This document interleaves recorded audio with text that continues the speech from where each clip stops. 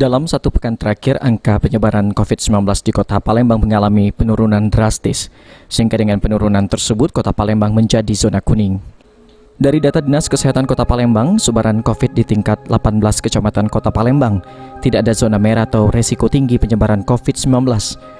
Dari 18 kecamatan tersebut, hanya 3 kecamatan masih zona orange, sedangkan lainnya masuk zona kuning.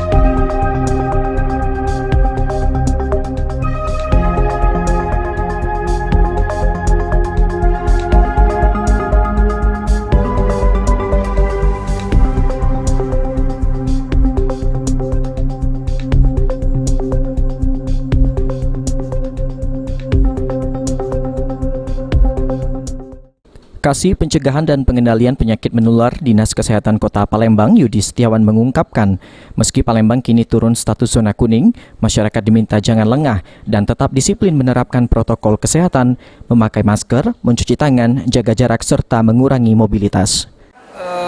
Harus mewaspadai ya, tapi di sini sudah masih terjadi transmisi penularan di masyarakat. Kita tidak boleh lengah ya. Jadi ada beberapa titik lengah yang kadang masyarakat menganggap hal itu hal yang biasa. Contohnya makan bersama teman ya, lalu jalan bersama teman, lalu naik mobil bersama dengan teman, pasti buka masker ya. Lalu kita menerima tamu pasti kita buka masker ya. Nah, beberapa hal tersebut terkadang dianggap hal yang biasa oleh masyarakat. Tetapi itulah beberapa titik yang kritis yang kadang seseorang bisa tertular COVID-19. Per tanggal 9 September 2021, total kasus COVID-19 mencapai 29.986. Pasien COVID-19 yang sembuh 27.968 orang, sedangkan yang meninggal 1.147 jiwa. Abidin Riwanto, PAL TV.